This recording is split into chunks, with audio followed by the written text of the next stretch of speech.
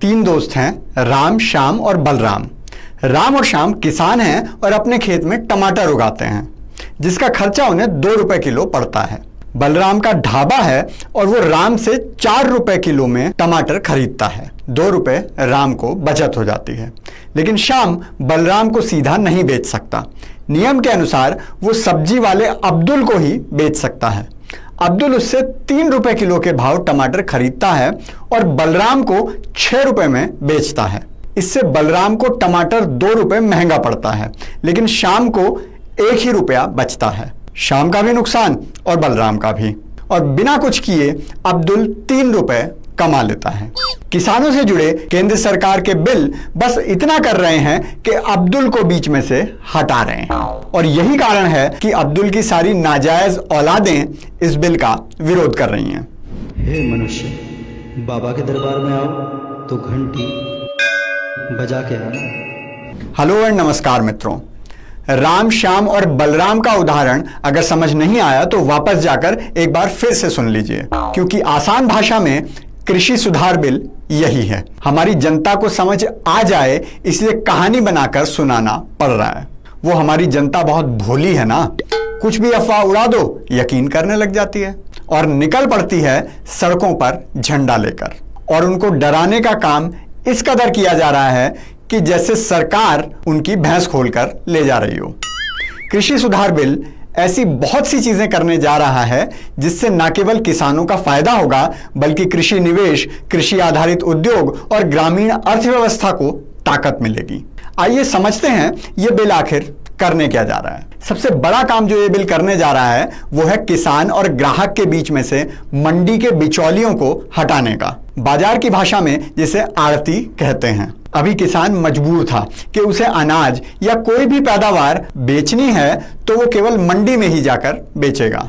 राम बलराम को नहीं बेच सकता, अब्दुल को ही बेचना पड़ेगा। नए बिल के बाद वो कहीं भी किसी को भी अपनी पैदावार बेच सकता है। सीधा बाजार में जाकर ग्राहक को, ग्राहक के घर जाकर दुकानदार को, होटल रेस्टोरेंट को, या फिर ऑनलाइन, जैसे फोन का रिचार्ज ऑनलाइन हो जाता है, ट्रेन की टिकट ऑनलाइन मिल जाती है, और मन करे तो व्हाट्सएप पर भी बात करके सीधा सामान बेच सकता है।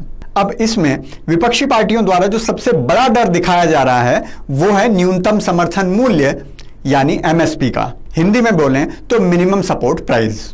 किसान भाइयों को तो पता है, शहरी लोगों के लिए बता दूं कि मिनिमम सपोर्ट प्राइस सरकार द्वारा निर्धारित पैसा होता है जिससे कम भाव पर कोई अनाज किसान से नहीं खरीदा जा सकता। अब डर यह दिखाया जा रहा है कि सरकार बीच में नहीं रहेगी तो प्राइवेट व्यापारी एमएसपी से कम दाम में भी किसान को बेचने के लिए मजबूर कर सकते हैं। चलिए इसे एक उदाहरण से समझते हैं। सब्जी तो खाते ही होंगे आप, अगर नेताओं की तरह अमीर नहीं हैं तो खरीद कर भी खुद ही लाते होंगे। टमाटर क्या भाव चल रहा है आजकल? 80 रुपए किलो। 70 रुपए के भाव वो वाला मिलता है जिसमें सारे टमाटर घुमा घुमा कर देखने पड़ते हैं कि कहीं से पिचका हुआ तो नहीं है, कहीं से फूटा हुआ तो नहीं है। और साल भर में सस्ते से सस्ता भी टमाटर क्या भाव मिलता है? चलो 20 रुपए किलो मान लो। और अगर किसी के यहाँ इससे भी सस्ता हो तो 50 किलो मेरे घर भिजवा देना। आप जानते हैं किसान को इसका एमएसपी यानी मूल्य कितना मिलता है? 400 रुपए क्विंटल, यानी 4 रुपए किलो। 4 रुपए किसान को मिला, 4 रुपए समझो सब्जी वाले ने कमाया, 2 रुपए लाने ले जाने की लागत। बाकी के 10 रुपए किसकी जेब में गए? बिचौलिए की जेब में, आड़ती की जेब में, अब्दुल की जेब में। और जब 80 रुपए टमाटर बिकता है तो भी राम को 4 ही रुपए मिलते हैं क्योंकि एमएसपी है। 80 में से 60 रुपए अब्दुल कमा जाता है। राम को अगर आजादी हो कि वो बलराम को 40 के भाव टमाटर बेच सकता है तो राम को 36 रुपए ज्यादा मिल जाएंगे, तो राम 36 रुपए ज्यादा कमा सकता है और बलराम को भी 40 रुपए की बचत हो जाएगी। लेकिन अब्दुल को यह पसंद नहीं, इसलिए वो विरोध कर रहा है और झूठ बोल बोल कर रहा है। सबसे मजे की बात तो यह है कि यह झूठ भी फैलाया जा रहा है कि एमएसपी को खत्म कर दिया जाएगा, जो कि बिल्कुल गलत है। एमएसपी रहेगी और सरकार ही उसे निर्धारित भी करेगी और सरकार फसल भी खरीदेगी। उस पर चमचे कह रहे हैं कि व्यापारी सरकार से अपनी मनमर्जी का एमएसपी रखवा सकते हैं। अबे चंपुओं, वो तो अब भी करवा रहे हैं। अब कोई बिचौलियों को रोक रहा है क्या? जाकर देखो कितनी बड़ी बड़ी कोठियां बना रखी हैं उन्होंने किसानों के खून पसीने के पैसे से। इतना पैसा तो व्यापारियों के पास भी नहीं मिलता। साथ ही और भी बहुत सी काम की चीजें इस विधेयक में आने वाली हैं। आवश्यक वस्तु अधिनियम, हिंदी में बोलें तो असेंशियल कमोडिटी, में भी बदलाव किया गया है। अनाज, दालें, खाने का तेल, आलू, प्याज, ये सब अब आवश्यक वस्तुओं की श्रेणी में नहीं रहेंगी, तो कोई चाहे तो इन्हें स्टोर भी कर सकता है। दूसरा बिल जो है मूल्य आश्वासन और कृषि सेवा समझौता, उसमें यह है कि कोई किसान किसी खरीदार से पहले ही समझौता कर लेगा, कॉन्ट्रैक्ट कर लेगा, जैसे कि वो अगले साल इतनी सरसों उगाएगा, उसका भाव इतना होगा, इतना प्याज बेचेगा, उसका भाव ये होगा, चाहे बाजार में प्याज 5 रुपए किलो बिके या 70 रुपए किलो। इससे वो डर खत्म हो जाएगा कि कल अगर प्याज का भाव 5 रुपए किलो हो गया तो मेरी लागत कैसे निकलेगी। मैं इस बात पर नहीं जा रहा कि कौन सी पार्टी क्या कह रही है, क्योंकि यह विषय राजनीति से बहुत ऊपर है। ना ही मैं मोदी का समर्थन कर रहा हूं, ना बचाव। इसमें राजनीति नहीं होनी चाहिए और किसानों तक सच पहुंचना चाहिए। लेकिन हां, इस समय में किसानों में जहर कौन कौन घोल रहा है, उन सब के नाम याद रखना बहुत जरूरी है। चाहे वो कांग्रेस पार्टी हो, अकाली दल हो, केजरीवाल हो या भारतीय किसान यूनियन ही क्यों ना हो। यह सोचने की भूल मत करना कि सड़क पर किसान निकला हुआ है, रेल किसान रोक रहा है।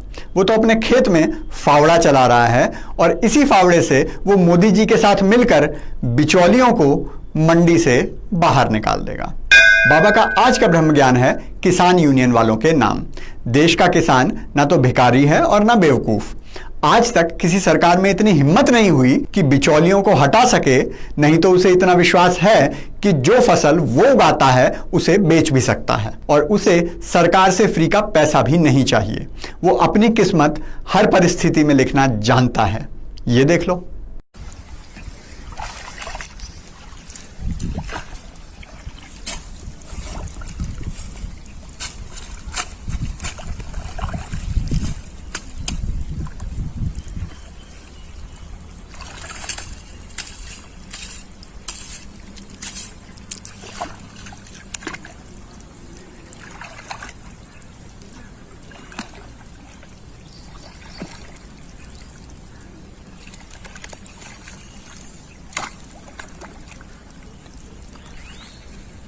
अगर आप भी किसानों को अपनी मर्जी से बेचने की आजादी देना चाहते हैं तो कृपया लाइक, शेयर, कमेंट और सब्सक्राइब जरूर करें, क्योंकि खुशियां बांटने से बढ़ती हैं।